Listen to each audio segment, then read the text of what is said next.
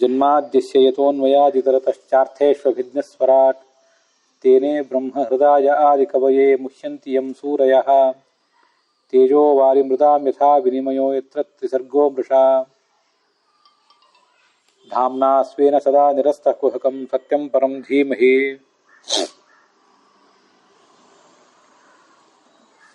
ಭಗವಂತ ಏನು ಸೃಷ್ಟಿ ಪಾಲನ ನಾಶ ಇತ್ಯಾದಿಗಳನ್ನು ಮಾಡ್ತಾನೆ, ಅದರಿಂದ ಅವನಿಗೇನು ಪ್ರಯೋಜನ? ಅವನಿಗೇನು ಪ್ರಯೋಜನ ಇಲ್ಲ, ಆದರೆ ಅದು ವ್ಯರ್ಥ ಅಲ್ವಾ? ಅಂದರೆ ಅವನಿಗೆ ಪ್ರಯೋಜನ ಇಲ್ಲದೆ ಹೋದರೂ ನಮಗೆ ಪ್ರಯೋಜನ ಇದೆ ಅನ್ನೋದನ್ನೆಲ್ಲ ಎತ್ರ ತ್ರಿಸರ್ಗೋಮೃಷ ಅಂತ ಹೇಳಿತು. ನಮಗಾದರೂ ಏನು ಪ್ರಯೋಜನ? ಪ್ರಯೋಜನ ಅಂದರೆ ನಮ್ಗೆ ಅಪೇಕ್ಷಿತವಾದದ್ದು, ನಮಗದು ಇಷ್ಟ ಆಗಿದ್ದರೆ ಅದು ಪ್ರಯೋಜನ ಅಂತಾರೆ. ಇಷ್ಟೆಲ್ಲ ಕಷ್ಟಪಟ್ಕೊಂಡು ಈ ಸಂಸಾರದಲ್ಲಿ ನಾನಾ ಥರದ ಏಳುಬೀಳುಗಳನ್ನು ಅನುಭವಿಸಿ ಮುಂದುವರಿಯುವುದಾದರೆ ನಾವು ನಮಗಾದರೂ ಇದರಿಂದ ಪ್ರಯೋಜನ ಏನು ಅಂತ ಒಂದು ಜಿಜ್ಞಾಸೆ ಏನಿತ್ತು, ಅದನ್ನು ಕಳೆದ ದಿವಸದಿಂದ ನೋಡ್ತಾ ಇದ್ದೀವಿ. ಪ್ರಯೋಜನ ಅಂದರೆ ನಮಗಿಷ್ಟವಾದದ್ದೇ ಪ್ರಯೋಜನ ಆಗಬೇಕಾಗಿಲ್ಲ, ನಮಗೇನು ಆಗಬೇಕಾಗಿದೆಯೋ ಅದು ಪ್ರಯೋಜನ, ಕೆಲಸ ಅಂತ ಅರ್ಥ. ಪ್ರಯೋಜನ ಅನ್ನೋದನ್ನು ನಾವು ನಮ್ಮ ಮೂಗಿನ ನೀರಿಗೆ ವ್ಯಾಖ್ಯಾನ ಮಾಡ್ತೇವೆ. ಇದು ನಮ್ಮ ಸ್ವಭಾವ. ಪ್ರಯೋಜನ ಅಂತಲ್ಲ, ಯಾವುದನ್ನೇ ಧರ್ಮ ಕಾನೂನು ಎಲ್ಲನೂ ಕೂಡ ನಮ್ಮ ಸ್ವಭಾವಕ್ಕೆ ತಕ್ಕಂತೆ ನಾವು ವ್ಯಾಖ್ಯಾನ ಮಾಡ್ತೇವೆ. ಆದರೆ ಪ್ರಯೋಜನ ಅನ್ನುವುದನ್ನು ಭಗವಂತ ತನ್ನ ಸ್ವಭಾವಕ್ಕೆ ತಕ್ಕಂತೆ ವ್ಯಾಖ್ಯಾನ ಮಾಡ್ಕೊಂಡಿದ್ದಾನೆ. ಇದು ಅವನ ಸ್ವಭಾವ. ಜಗತ್ತಿನ ಸೃಷ್ಟಿಯಾದಿಗಳನ್ನು ಮಾಡುವುದು ಅವನ ಸ್ವಭಾವ. ಅಪ್ರಮೇಯೋ ನಿಯೋಜ್ಯಶ್ಚ ಸ್ವಯಂ ಕಾಮಗಮೋ ವಶಿ ಬಾಲಃ ಕ್ರೀಡನಕೈರ್ಯದ್ವತ್ ಕ್ರೀಡತ್ಯಸ್ಮಾಭಿರ್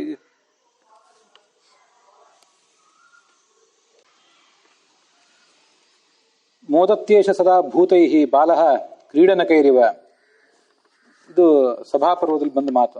ಅಪ್ರಮೇಯ, ಅವನ ಚಟುವಟಿಕೆಗಳ ಬಗ್ಗೆ ನಮಗೇನೂ ಗೊತ್ತಾಗೋದಿಲ್ಲ. ಅನಿಯೋಜ್ಯ, ನೀನು ಹೀಗೆ ಮಾಡುವಂತ ಯಾರು ಅವನನ್ನು ಹೇಳುವಂತಿಲ್ಲ. ಸ್ವಯಂ ಕಾಮಗಮಃ, ತನ್ನ ಇಚ್ಛೆಗೆ ತಕ್ಕಂತೆ ಕೆಲಸ ಮಾಡ್ತಾನೆ. ಎಲ್ಲ ಪ್ರಾಣಿಗಳ ಜೊತೆಗೂ, ಭೂತಗಳು ಅಂದರೆ ಜೀವಗಳು, ಜಡಗಳು, ಎಲ್ಲದರ ಜೊತೆಗೂ ಅವನು ಹೇಗೆ ಕೆಲಸ ಮಾಡ್ತಾನೆ ಅಂದರೆ ಬಾಲಃ ಕ್ರೀಡನಕೈರಿವ, ಮಗು ಆಟಿಕೆ ಸಾಮಾನುಗಳ ಜೊತೆಗೆ ವ್ಯವಹಾರ ಮಾಡಿದಂತೆ ಮಾಡ್ತಾನೆ. ಯಾವುದನ್ನೋ ಒಂದು ಎತ್ತಿ ಮೇಲಿಡ್ತದೆ ಮಗು, ಮತ್ತೊಂದನ್ನು ಕೆಳಗೆ ಬಿಸಾಕ್ತದೆ, ಮತ್ತೊಂದನ್ನು ಮುರಿದೇ ಹಾಕ್ತದೆ. ಆ ಮಗು ಹಾಗೆ ಯಾಕೆ ಮಾಡಿತು ಅಂತ ಯಾರಾದರೂ ಈ ಜಗತ್ತಿನಲ್ಲಿ ಕೇಳುವವರು ಏನಿದ್ದಾರೆ? ಕೇಳಿ ಉಪಯೋಗ ಏನು? ಹಾಗೆ ಭಗವಂತನು ಕೂಡ ಎಲ್ಲ ಜಡ ಚೇತನಗಳ ಜೊತೆಗೆ ಆಟಿಕೆ ಸಾಮಾನುಗಳ ಜೊತೆಗೆ ಮಗು ವ್ಯವಹಾರ ಮಾಡಿದಂತೆ ಮಾಡ್ತಾನೆ.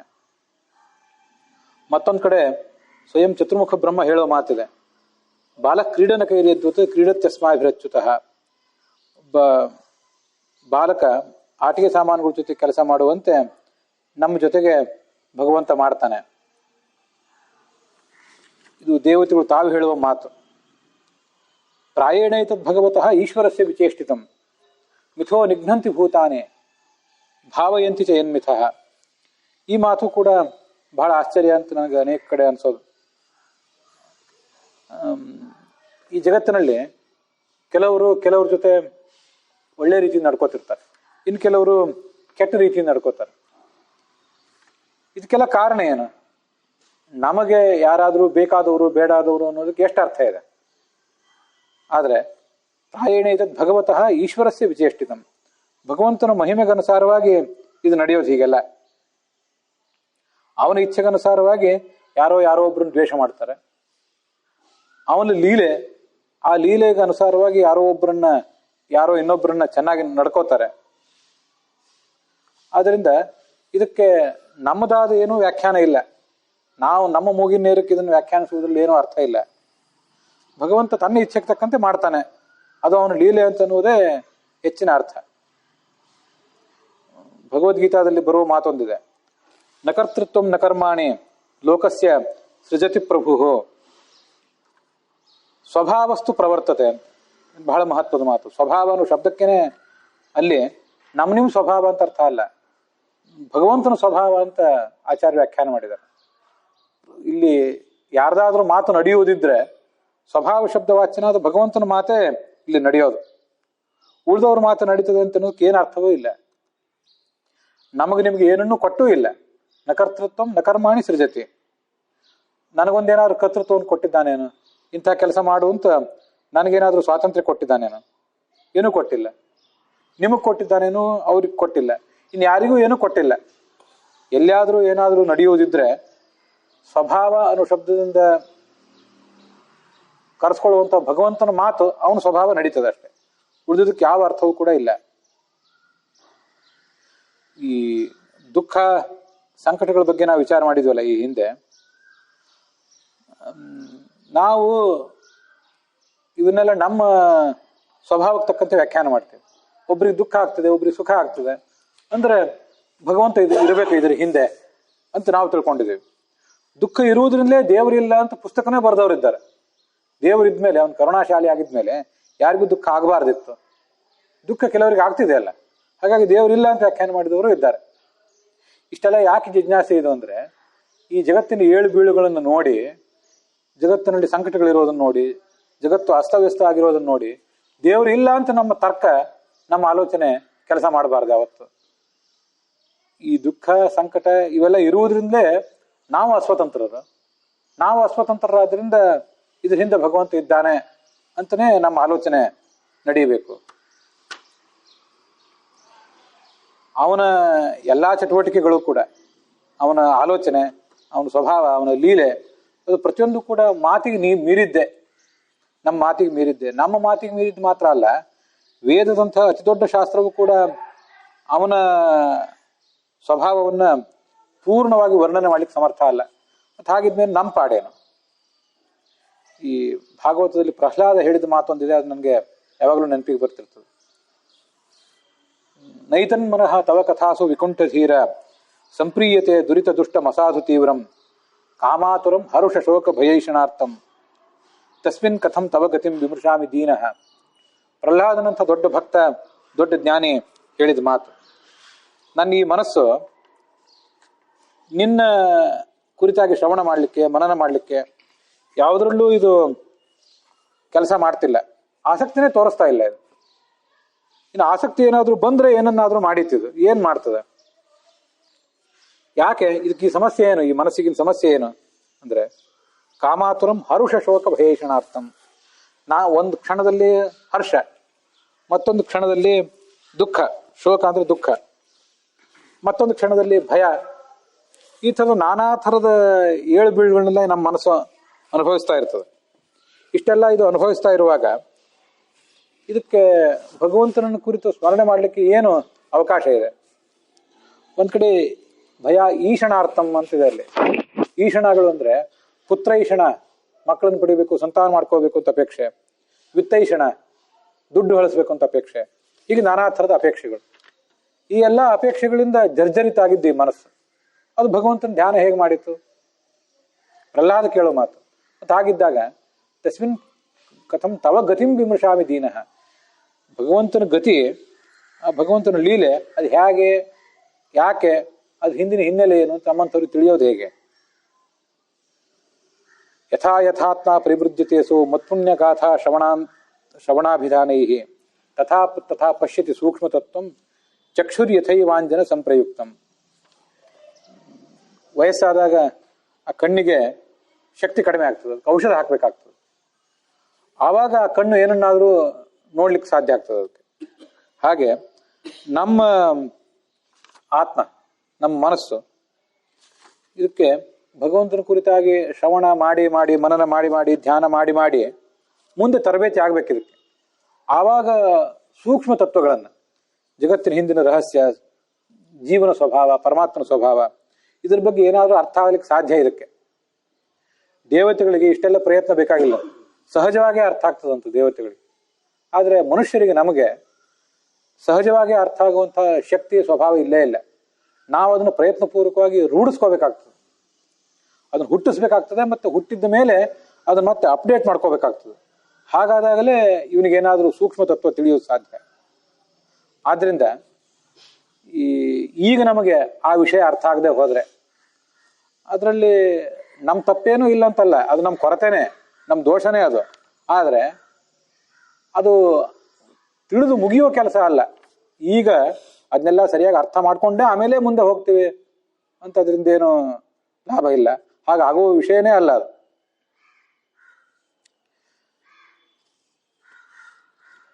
ಆದ್ರಿಂದ ನಮ್ಗೆ ಉಳಿಯೋ ಮಾರ್ಗ ಏನು? ಹಾಗಾದ್ರೆ ನಾವೇನ್ ಮಾಡ್ಬೇಕು ಅಂತ ಒಂದು ಪ್ರಶ್ನೆ ಉಳಿತದಲ್ಲ. ಭಗವಂತನ ಸ್ವಭಾವ ತಿಳಿಯೋದಿಲ್ಲ ಅಂತಂದ್ರೆ ಹಾಗಾದ್ರೆ ಅದು ನಾವು ಮಾಡಬೇಕಾದ ಕೆಲಸ ಏನು?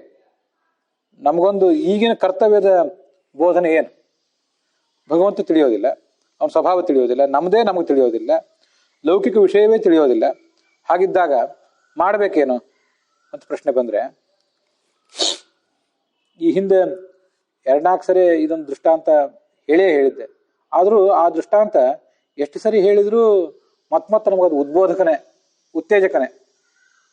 ತೇನ್ಸಿಂಗ್ ಎವರೆಸ್ಟ್ ಏರಿದೆ. ಯಾಕೆ ಏರಿದ ಅಂತ ಯಾರೋ ಅವ್ನು ಕೇಳಿದ ಪತ್ರಕರ್ತರು. ಈಗಿನ ಕಾಲದಲ್ಲಿದ್ದಂತೆ ಆ ಕಾಲದಲ್ಲಿ ಅಷ್ಟೆಲ್ಲ ಕ್ರೀಡಾ ಚಟುವಟಿಕೆಗಳಿಗೆ ಸ್ಪಾನ್ಸರ್ ಮಾಡುವವರು ಯಾರು ಇರ್ತಿರ್ಲಿಲ್ಲ. ಅಷ್ಟು ದುಡ್ಡು, ಅಷ್ಟು ಖ್ಯಾತಿ, ಗ್ಲಾಮರ್ ಎಲ್ಲ ಇರ್ತಿರ್ಲಿಲ್ಲ. ಯಾಕೆ ಏರಿದ್ರಿ ಅಂತ ಅವ್ನು ಯಾರೋ ಕೇಳಿದ್ರು. ಅವನು ಅಲ್ಲಿತ್ತು, ನಾನು ಏರಿದೆ ಅಂತ ಇಷ್ಟೇ ಉತ್ತರ ಹೇಳಿದೆ. ಎವರೆಸ್ಟ್ ಅಂದ್ರೇನು? ಜಡವಾದ ವಸ್ತು. ಆ ಜಡವಾದ ವಸ್ತು ಆದ್ರೆ ಜಗತ್ತಿನ ಅತ್ಯುನ್ನತ ವಸ್ತು. ಇವನು ಏರಿದಾಗ ಆ ಜಡವಾದ ವಸ್ತು ಅವನನ್ನು ಕರ್ಕೊಂಡು ಅವನಿಗೊಂದು ಶಬಾಸ್ ಅಂದು ಒಳ್ಳೆ ಕೆಲಸ ಮಾಡಿದೆ ಅಂತ ತೊಡೆ ಮೇಲೆ ಕೂಡಿಸ್ಕೊಂಡು ಹೊಗಳಿ ಏನಾರು ಮಾಡ್ತದ? ಏನೂ ಇಲ್ಲ. ಒಂದು ಜಡವಾದ ವಸ್ತುವಿನ ಬಗ್ಗೆ ಅಂಥ ಪ್ರಬಲವಾದ ಆಕರ್ಷಣೆ ಅವನಿಗಿರೋದಾದ್ರೆ, ಮತ್ತೆ ಅದನ್ನು ಏರುವಾಗ ಅಲ್ಲಿರುವ ಏಳು ಬೀಳುಗಳು, ಕಷ್ಟ ನಷ್ಟಗಳು ಅವೇನು ಕಡಿಮೆದಲ್ಲ. ಎಷ್ಟೋ ಜನ ಪ್ರಾಣನೇ ಕಳ್ಕೊಂಡಿರ್ತಾರೆ. ಅಂಥದ್ರಲ್ಲಿ ಆ ಜಡವಾದ ವಸ್ತುವನ್ನು ಏರಬೇಕು ಅಂತ ಒಂದು ದೊಡ್ಡ ಹಂಬಲ ಇರೋದಾದ್ರೆ, ಜಡವಾದ ವಸ್ತು ಅವನಿಗೆ ಅಷ್ಟೊಂದು ಉತ್ತೇಜನ, ಉದ್ಬೋಧನ ಕೊಡೋದಾದ್ರೆ, ಜಗತ್ತಿನ ಎಲ್ಲಾ ಎತ್ತರಕ್ಕಿಂತಲೂ ಅತಿ ಹೆಚ್ಚು ಎತ್ತರದ ವಸ್ತು ಅಂದ್ರೆ ಭಗವಂತ. ಸಾ ಕಾಷ್ಠ ಸಾ ಪರಾಗತಿ. ಈಗ ನಮಗೆ ಭಗವಂತನ ಸ್ಪರ್ಶ, ಭಗವಂತನ ಶಬ್ದ, ಅವನ ನೋಟ ನಮಗೆ ಸಿಗದೇ ಇರಬಹುದು. ಆದ್ರೆ ಆ ಎತ್ತರ ಏರಿದ ಮೇಲೆ ಭಗವಂತ ನಮ್ಮನ್ನ ತನ್ನ 2 ಕೈಗಳಿಂದ ಕರ್ಕೋತಾನೆ. ವೇದದಲ್ಲಿ ಮಾತಿದೆ, ಸಹ ಆಯಸ್ತಃ ಪಿತುರರ್ಧಂ ವಿವೇಶ ಅಂತ. ಜೀವ ಸಂಸಾರದಲ್ಲಿ ದಣದು ಕೊನೆಗೆ ತಂದೆ ಮನೆಯನ್ನು ಹೋಗಿ ಸೇರ್ತಾನಂತ. ಪಿತುಹು ನಮಗೆ ತಂದೆ, ಅವನ ಮನೆಗೆ ಹೋಗಿ ಸೇರ್ತಾನೆ. ಆ ತಂದೆ ಅವನನ್ನ ಬಾ ಅಂತ ಕರ್ಕೋತಾನೆ. ಹೀಗೆ ಚೇತನನಾದಂಥ ಭಗವಂತ ಅಷ್ಟು ಉದ್ಬೋಧನ, ಉತ್ತೇಜನ ನಮ್ಗೆ ಕೊಡಬೇಕು. ಕೊಡ್ತಿಲ್ಲ ಅಂದ್ರೆ ಅದು ನಮ್ಮ ದೋಷ. ಜಡವಾದ ವಸ್ತು ಅಷ್ಟು ಮಾಡಿದೆ ಅಂದ್ರೆ ಚೇತನ ಯಾಕೆ ಮಾಡಬಾರ್ದು ನಮಗೆ? ಅದು ನಮ್ಮ ದೋಷ ಅಷ್ಟೆ. ಅದು ಬಿಟ್ಟು ಯಾವುದೋ ಲೌಕಿಕ ವಸ್ತುಗಳೇ ನಮ್ಮನ್ನು ಕೈ ಬೀಸಿ ಸೆಳಿತವೆ ತಮ್ಮ ಕಡೆ ಅಂತಂದ್ರೆ ಅದು ನಾವಿರುವ ಹಂತವನ್ನು ತೋರಿಸ್ತದೆ. ನಮ್ಗೆ ಅದೇ ಸೇರ್ತದೆ, ಇದು ಸೇರ್ತಿಲ್ಲ ಅಂದ್ರೆ ಅದಕ್ಕೇನು ಮಾಡ್ಲಿಕ್ಕೆ ಬರೋದಿಲ್ಲ. ಕೆಲವರಿಗೆ ಅದು ಇಷ್ಟವೇ ಇಲ್ಲ, ಕೆಲವರಿಗೆ ಅದು ಇಷ್ಟ ಆಗ್ಲಿಕ್ಕೆ ಇನ್ನೂ ಅನೇಕ ಮೆಟ್ಟಿಲುಗಳನ್ನು ಏರ್ಬೇಕು ಅಂತ ಇಷ್ಟೇ ಅರ್ಥ. ಅವನು ತೇನಸಿಂಗನೇ ಮತ್ತು ಅವನ ಜೊತೆಗೆ ಹತ್ತಿದವ್ರು ಕೆಲವರು ಅದನ್ನ 2-3 ಸರಿ ಏರ್ಲಿಕ್ಕೆ ಹೋಗಿ ವಿಫಲರಾದ್ಮೇಲೆ ಅವ್ರು ಬಂದು ಅಲ್ಲಿ ಕುತ್ಕೊಂಡು ಮಾತು ಹೇಳಿದ್ರಂತೆ. As a mountain you can never grow, but as a human being I will be always growing. ಒಂದು ಜಡ ವಸ್ತು ಎವರೆಸ್ಟ್, ಅದಕ್ಕೆ ಇನ್ನೂ ಎತ್ತರ ಆಗೋ ಸಾಧ್ಯ ಇಲ್ಲ. ಅದೇನು ಮತ್ತೆ ಬೆಳೀತಾ ಹೋಗೋದಿಲ್ಲ. ಭೂಗರ್ಭದ ಒತ್ತಡದಿಂದಾಗಿ ವರ್ಷಕ್ಕೊಂದು ಅಡಿನೋ 10 ವರ್ಷಕ್ಕೊಂದು ಅಡಿನೋ ಏನೋ ಬೆಳೀತದೆ ಅಂತ ಹೇಳ್ತಾರೆ. ಅಷ್ಟು ಬಿಟ್ರೆ ಅದಕ್ಕೊಂದು ಬೆಳವಣಿಗೆ ಅನ್ನೋದಿಲ್ಲ. ಮರಕ್ಕಾದ್ರೂ ಬೆಳವಣಿಗೆ ಇದೆ, ಅದು ಒಂದು ಹಂತದ ತನಕ. ಆದ್ರೆ ಮನುಷ್ಯನಿಗೆ ಯಾವತ್ತೂ ಬೆಳವಣಿಗೆ ಇದೆ. As a human being I can grow. ಒಂದು ದಿವಸ ನಾನು ಹತ್ತಿ ತೋರಿಸ್ತೇನೆ ನಿನ್ನ. ಇವತ್ತು ನನಗೆ ಆಗಿಲ್ದೇ ಇರಬಹುದು, ಆದ್ರೆ ನೀ ಎಷ್ಟೇ ಎತ್ತರ ಇರು, 22,000 ಅಡಿನೇ ಎತ್ತರ ಇರು, ನೀನನ್ನು ಹತ್ತಿ ತೋರಿಸ್ತೇನೆ ನಾನು. ನನಗೆ ಆ ಶಕ್ತಿ ಇದೆ ಮನುಷ್ಯನಿಗೆ ಅಂತ ಅವನು ಅದಕ್ಕೆ ಸವಾಲು ಹಾಕಿದ್ನು. ಭಗವಂತನೂ ಅಷ್ಟೇ. ಅವನು ನಹೀಯತೆ ಕರ್ಮಣ, ಅವನು ನವರ್ಧತೆ ಕರ್ಮಣ ನೋ ಕನೀಯಾನ್. ಭಗವಂತ ಇನ್ನು ಎತ್ತರ ಆಗೋದಿಲ್ಲ. ಒಂದೇ, ಯಾವ ಅನಾದಿ ಕಾಲದಿಂದಲೂ ಅನಂತ ಕಾಲದವರೆಗೂ ಒಂದೇ ಥರದವರು ನಾವು. ಆದ್ರೆ ನಮಗೆ ಎತ್ತರಕ್ಕೆ ಹೋಗುವ ಶಕ್ತಿ ಇದೆ. ಆ ಎತ್ತರಕ್ಕೆ ಏರುವ ಶಕ್ತಿ ನಮ್ಗೆ ಕೊಟ್ಟಿದ್ದಾನೆ. ಅದನ್ನು ಸವಾಲಾಗಿ ನಾವು ಸ್ವೀಕಾರ ಮಾಡ್ಬೇಕಷ್ಟೆ. ಇದು ವರ್ತಮಾನೇನ ಕಾಲೇನ ವರ್ತಂತೆ ವಿಚಕ್ಷಣ. ಉಳಿದ ಸಂಗತಿಗಳನ್ನು ಬಿಡ್ರಿ.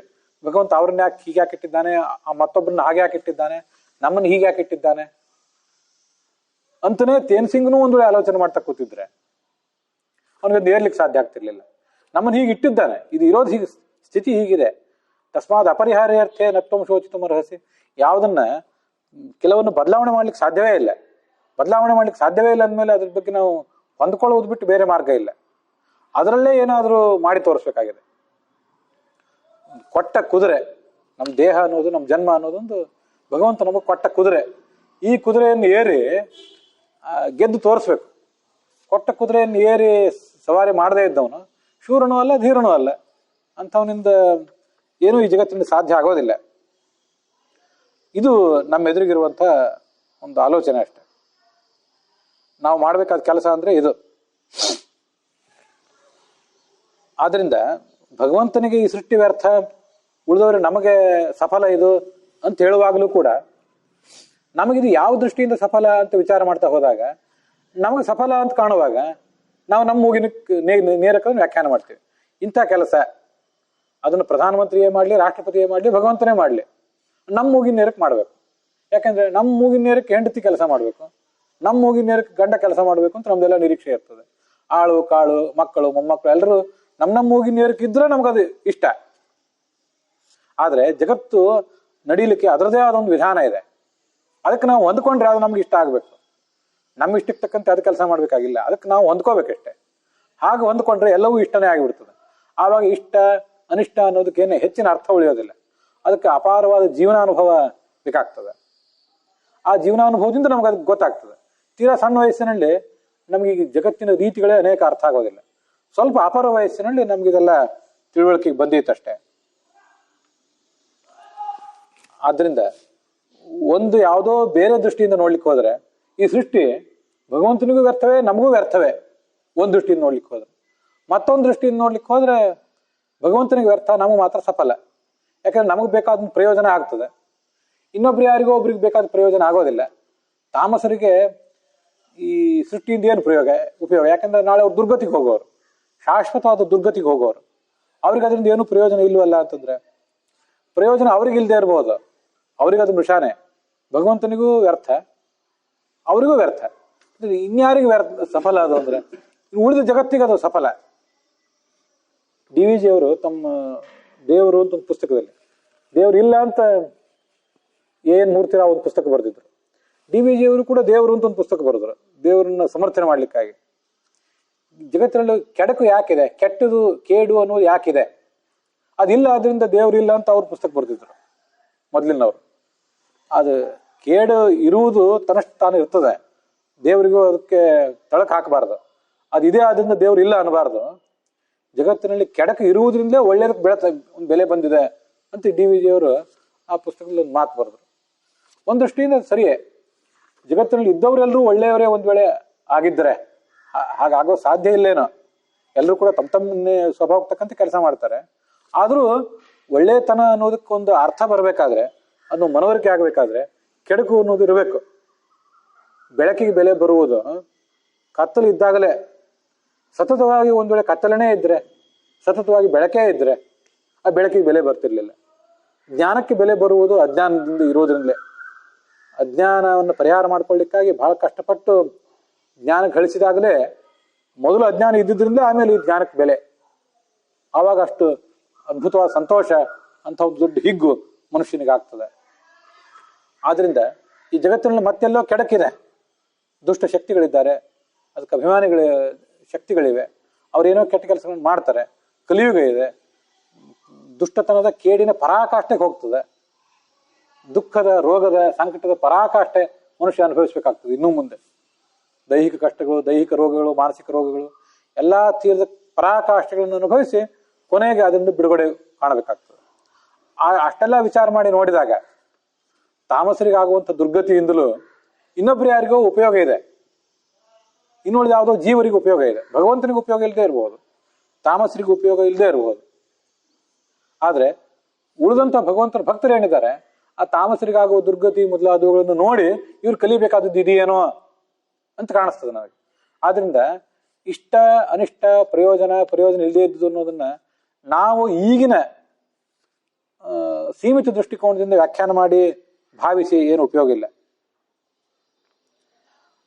ಮತ್ತು ಮುಖ್ಯವಾಗಿ ಜಗತ್ತಿನಲ್ಲಿರೋದು ಈ ಯಾಕೆ ಹೀಗೆ ಇಲ್ಲಿದೆ, ನಮಗೆ ತಲೆ ಮೇಲೆ ಕೂದಲುಗಳಿವೆ, ಮೈ ಮೇಲೆ ಸ್ವಲ್ಪ ಕೂದಲಿವೆ, ಅಂಗೈಯಲ್ಲಿ ಯಾಕೆ ಕೂದಲಿಲ್ಲ?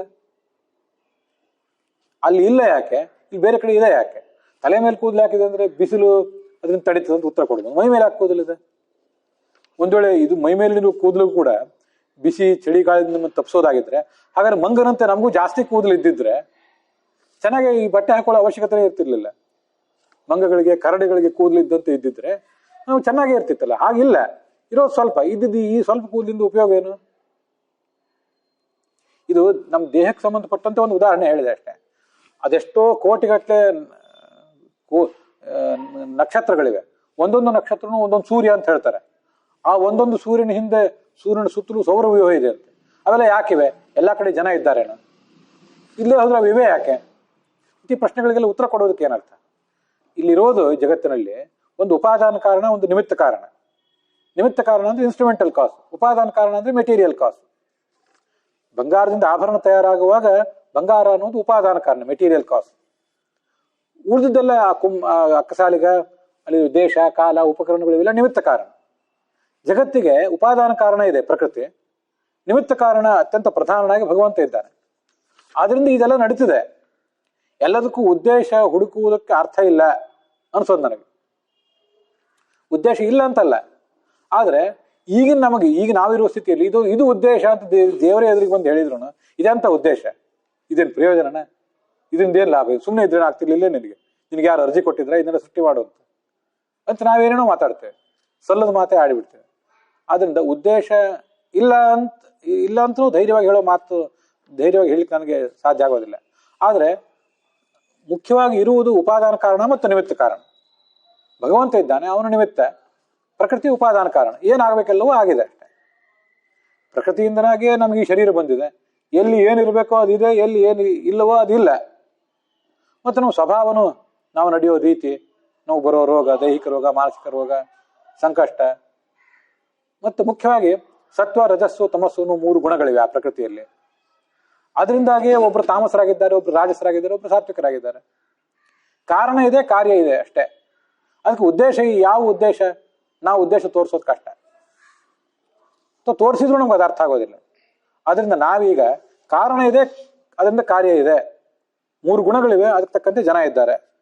3 ಗುಣಗಳಿವೆ, ಅದಕ್ಕೆ ತಕ್ಕಂತೆ ಇವೆಲ್ಲ ಭೌತ ವಸ್ತುಗಳಿವೆ ಅಂತ ತಿಳ್ಕೊಂಡು ಸುಮ್ಮನೆ ಇರುವುದು ಒಳ್ಳೆಯದಂತ ಕಾಣಿಸ್ತದೆ. ಅದಕ್ಕೆ ದೈಹಿಕ ಉದಾಹರಣೆ ಕೊಟ್ಟೆ ಅಷ್ಟೇ. ಎಷ್ಟು ಥರದ ತರಕಾರಿಗಳು ಮತ್ತೇನೇನೋ ಹೂಗಳು ಎಲ್ಲ ಇವೆ. ಕೆಲವು ಮೇಲಿವೆ, ಕೆಲವು ಕೆಳಗಿವೆ. ಗಿಡದ ಮೇಲೆ ಬೆಳೆಯುವ ಕೆಲವು, ಗಿಡದ ಕೆಳಗೆ ಬೆಳೆಯುವ ಕೆಲವು. ಇದು ಇಲ್ಲಿ ಯಾಕೆ ಬೆಳೀತೋ, ಅದ್ ಮೇಲೆ ಯಾಕೆ ಬೆಳಿಲಿಲ್ಲ? ಅದ್ ಮೇಲೆ ಯಾಕೆ ಬೆಳೀತು, ಇಲ್ಲಿ ಕೆಳಗೆ ಯಾಕೆ ಬೆಳಿಲಿಲ್ಲ? ಇದಕ್ಕೆಲ್ಲ ಯಾರು ಉತ್ತರ ಕೊಡೋರಿದ್ದಾರೆ? ಕಾರಣ ತೋರಿಸಬಹುದೇ ಹೊರತು ಉದ್ದೇಶ ಯಾರು ತೋರಿಸೋರಿದ್ದಾರೆ? ತೆಂಗಿನ ಗಿಡದ ಮೇಲೆ ಎಳ್ನೀರು ಇರೋಬಹುದು, ಕೆಳಗಿದ್ದಿರ್ ಕಿಡ್ಕೊಂಡು ಕುಡಿಲಿಕ್ಕೆ ಸುಲಭ ಆಗ್ತಿತ್ತು, ಹೌದು? ಇಲ್ಲಲ್ಲ, ಕಾರಣ ಅಲ್ಲಿದೆ ಅಷ್ಟೇ. ಕಾರಣ ಅದನ್ನ ಮೇಲಿಟ್ಟಿದೆ, ಇನ್ನೊಂದು ಯಾವುದೋ ಕುಂಬಳಕಾಯಿ ಮೊದಲಾದನ್ನ ಕೆಳಗಿಟ್ಟಿದೆ. ಕಾರಣ ಕಾರ್ಯಗಳಿಂದ ಆಲೋಚನೆ ಮಾಡ್ಬೇಕಷ್ಟೆ. ನಾನು ಅನೇಕ ಬಾರಿ ಒಬ್ಬನೇ ಕೂತ್ಕೊಂಡು ಆಲೋಚನೆ ಮಾಡೋದಿದೆ. ಆನೆ ಆಗಿದೆ, ಆನೆ ಇರುವೆ ಯಾಕಾಗಿಲ್ಲ? ಒಂದ್ ವೇಳೆ ಆನೆಗಳು ಇರುವೆಗಳಂತ ಇದ್ದಿದ್ರೆ ಅವುಗಳು ಕಡಿಮೆ ಆಹಾರ ಸಾಕಾಗ್ತಿತ್ತಲ್ಲ.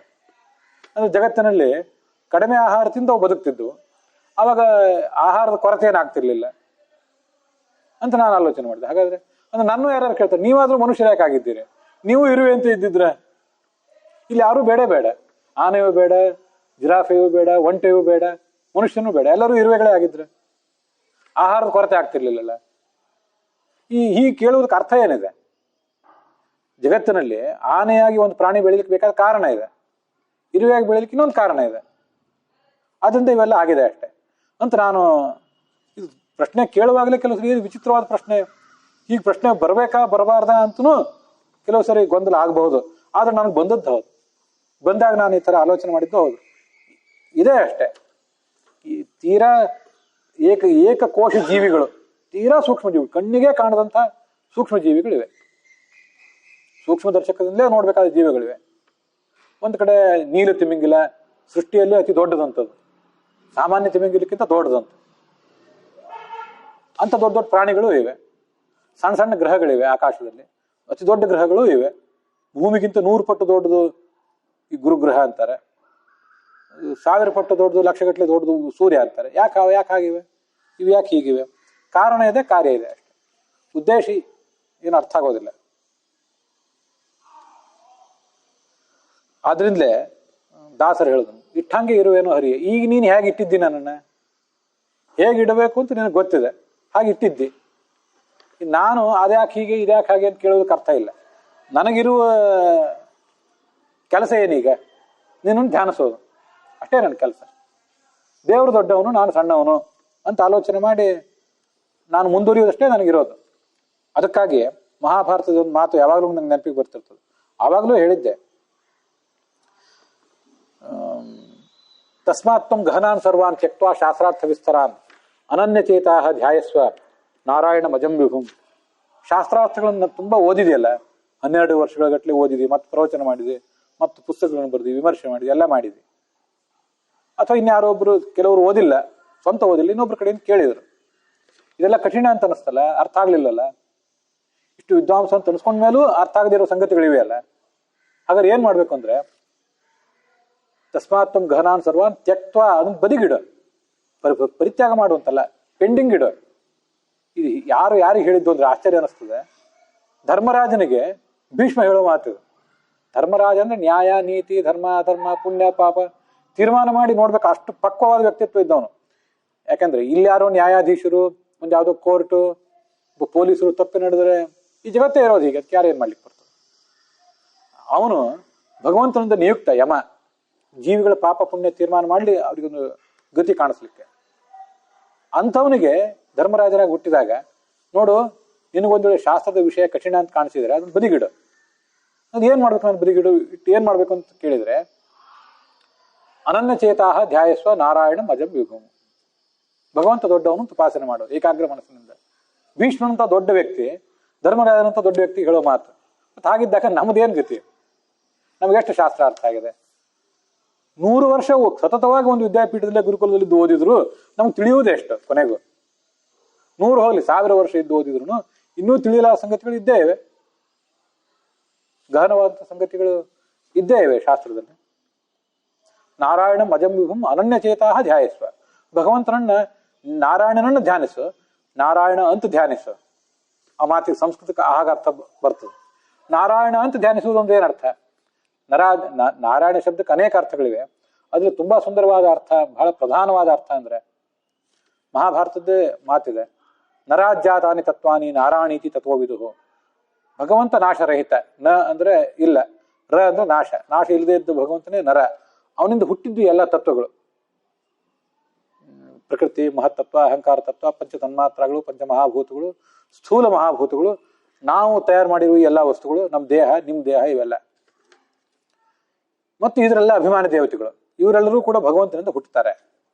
ಅದರಿಂದ ಅವುಗಳನ್ನ ನರನಿಂದ ಹುಟ್ಟಿದ್ರಿಂದ ನಾರ ಅಂತಾರೆ. ನಾರಾಯಣಿ ಅಯನಂ ಯಶಃ ನಾರಾಯಣ. ಈ ಎಲ್ಲಾ ಸಂಗತಿಗಳು ಕೂಡ ಭಗವಂತನ ಸನ್ನಿಧಾನ ಪಾತ್ರ. ಶಿಲೆ ವಿಗ್ರಹ ಹೇಗೋ, ಕಟ್ಟಿಗೆ ಲೋಹದ ವಿಗ್ರಹ ಹೇಗೋ, ಹಾಗೆ ಪ್ರಕೃತಿಯಿಂದ ಹಿಡಿದು ಪ್ರತಿಯೊಂದು ಕೂಡ ನಮ್ಮ ನಿಮ್ಮ ಇನ್ನೊಬ್ಬರ ಮತ್ತೊಬ್ಬರ ಬಡವರ, ಬಲ್ಲಿದರ, ಪಂಡಿತರ, ಪಾಮರರ, ದೀನರ, ದಲಿತರ, ಉನ್ನತ ವರ್ಗದವರ ಎಲ್ಲರ ದೇಹಗಳು ಕೂಡ ಭಗವಂತನ ಸನ್ನಿಧಾನ ಪಾತ್ರ. ಆದ್ರಿಂದ ನಾರಾಯಣ. ನಾರಾಯಣನ ಶಬ್ದದಲ್ಲೇ ಆ ಅರ್ಥ ಇದೆ. ಮತ್ತೆ ನಾರಾಯಣನ ಶಬ್ದಕ್ಕೆ ಗುಣಪೂರ್ಣ ಅಂತ ಅರ್ಥ ಇದೆ. ನಾರಾಯಣ ಶಬ್ದಕ್ಕೆ ದೋಷ ದೂರ ಅಂತ ಅರ್ಥ ಇದೆ. ನಾರಾಯಣನ ಶಬ್ದಕ್ಕೆ ಜ್ಞೇಯ ಅಂತ ಅರ್ಥ ಇದೆ. ನಾರಾಯಣಂ ಗುಣೈಸರ್ವೈ ರುದೀರ್ಣಂ ದೋಷವರ್ಜಿತಂ, ಬ್ರಹ್ಮಸೂತ್ರ ಭಾಷ್ಯದ ಮೊದಲ ಶ್ಲೋಕ. ಗುಣಪೂರ್ಣ ಅಂತ ಅರ್ಥ ನಾರಾಯಣ ಶಬ್ದಕ್ಕಿದೆ. ಗುಣಪೂರ್ಣ ಅನ್ನೋ ಅರ್ಥವೇ, ದೋಷರಹಿತ ಅನ್ನೋ ಅರ್ಥವೇ ನಾರಾಯಣ ಶಬ್ದಕ್ಕಿದೆ. ಎರಡನೇ ಅರ್ಥ ಇದೆ. ಜ್ಞೇಯ, ನಮ್ಮೆಲ್ಲರಿಂದ ತಿಳಿಯಲ್ಪಡುವವನು ಅಂತ ಅರ್ಥ ಇದೆ. ಗಮ್ಯ, ನಾಳೆ ನಮಗೆ ಮುಕ್ತಿಯಲ್ಲಿ ಅವನು ಗಮ್ಯ, ಅವನನ್ನು ಹೋಗಿ ಸೇರ್ತೀವಿ ಅನ್ನೋ ಅರ್ಥ ಅದರಲ್ಲಿದೆ. ಇಷ್ಟು ಭಗವಂತನಿಗೆ ಉಪಾಸನೆ ಮಾಡ್ರಿ ಸಾಕು. ಅದು ಉಳಿದ್ರ ಬಗ್ಗೆ ಎಷ್ಟು ತಲೆ ಕೆಡಿಸ್ಕೊಳ್ಳೋದಿದ್ದೀರಿ? ಅದನ್ನ ಪೆಂಡಿಂಗ್ ಇಡ್ರಿ, ಒಂದು ಕಾಲದಲ್ಲಿ ನಿಮ್ಗೆ ಅದು ತಾನಾಗೇ ಅರ್ಥ ಆಗ್ತದೆ.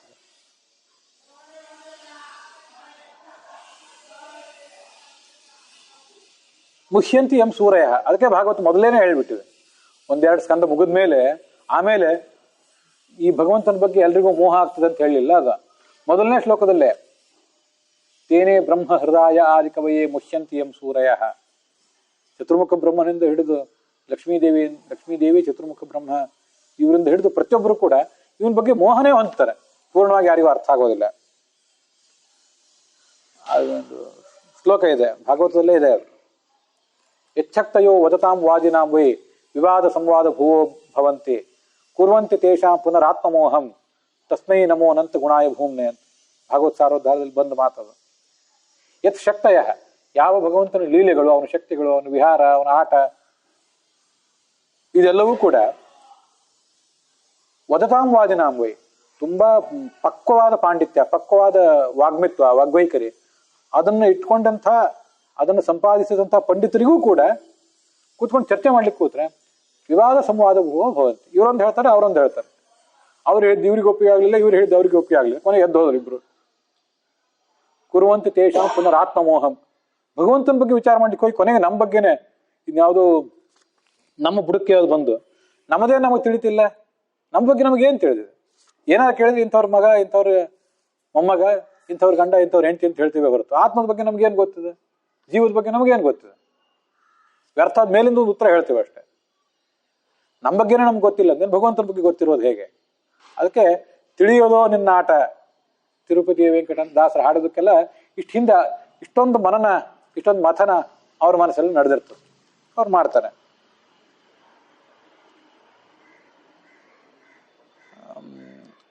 ಅದಕ್ಕಾಗಿ ಅವರು ನಮ್ಮ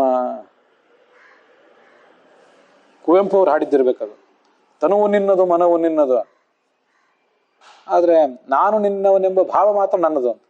ಈ ಶರೀರ ನೀನೇ ಕೊಟ್ಟಿದ್ದಿ, ಶರೀರನೂ ನಿನ್ನಧೀನ, ಮನಸ್ಸು ನಿನ್ನಧೀನ, ಎಲ್ಲವೂ ನಿನ್ನಧೀನನೇ. ನನ್ನ ಜೀವನವು, ನನ್ನ ಒಟ್ಟಾರೆ ನನ್ನ ವ್ಯಕ್ತಿತ್ವೇ ನಿನ್ನಧೀನ. ಆದ್ರೆ ನಾನು ನಿನ್ನವನು, ನೀನು ಬಿಂಬ, ನಾನು ನಿನ್ನ ಪ್ರತಿಬಿಂಬ ಅನ್ನುವಂದು ಈ ಭಾವನೆ ಏನಿದೆಯಲ್ಲ, ಅದು ಮಾತ್ರ ನನ್ನದು. ಅದು ಮಾತ್ರ ನನ್ನದು ಅಂದ್ರೆ ಅದನ್ನು ನೀನೇ ಕೊಟ್ಟದ್ದು. ನಿನ್ನ ಆಶೀರ್ವಾದ, ನಿನ್ನ ಅನುಗ್ರಹ ಇಲ್ಲದೇನೆ ಆ ಭಾವನೆ ಮನಸ್ಸಿನಲ್ಲಿ ಸ್ಫುರಿಸೋ ಸಾಧ್ಯ ಇಲ್ಲ. ಆದ್ರೆ ಅದು ಮಾತ್ರ ನನ್ನದು ಅಂದ್ರೆ ಏನು? ನನಗೆ ತಿಳ್ಕೊಳ್ಳಿಕ್ ಸಾಧ್ಯ ಇರೋದು ಅದು ಮಾತ್ರ. ಆ ಮಾತಿಗೂ ಹೀಗೆ ಅರ್ಥ. ನಿನ್ನ ಹಂಗಿಲ್ಲದೆ ಅದೇ ನನಗೆ ಸ್ಫುರಿಸಿದ ಫಳದ ಸಂಗತಿ ಏನಲ್ಲ. ನಂಗೆ ತಿಳ್ಕೊಳ್ಳಿಕ್ ಸಾಧ್ಯ ಇರೋದು ಅದು ಮಾತ್ರ. ತವ ವಯಂ ಸ್ವಹ ತ್ವಂ ಅಸ್ಮಾಕಮಸಿ, ಐತರೇಯ ಉಪನಿಷತ್ತು. ನಾವು ನಿನ್ನವರು, ತ್ವಂ ಅಸ್ಮಾಕಮಸಿ, ನೀನು ನನ್ನವನು. ಹಾಗೆ ಉಪನಿಷತ್ತು ಕೂಡ ಹೇಳಿದೆ. ಅದಕ್ಕಾಗಿ ಉಳಿದದ್ದೆಲ್ಲ ಸಂಗತಿಗಳು ನಮ್ಗೆ ಅರ್ಥ ಆಗೋದಲ್ಲ. ಸುಖ ಆಗಲಿ, ಬಹು ದುಃಖ ಆಗಲಿ, ಸಖ ನೀನಾಗಿರು ಪಾಂಡುರಂಗ. ನೀನು ನಮ್ಗೆ ಸಖ ಅನ್ನುವ ಜ್ಞಾನ ಬಂದ್ರೆ ಸಾಕು. ನೀನು ನಮ್ಮ ಆತ್ಮ, ನೀನು ನಮ್ಮ ಬಿಂಬ, ನಾವು ನಿಮ್ಮ ಪ್ರತಿಬಿಂಬರು, ನಾನು ನೀನು ಗೆಳೆಯರು ಅನಾದಿ ಕಾಲದಿಂದ.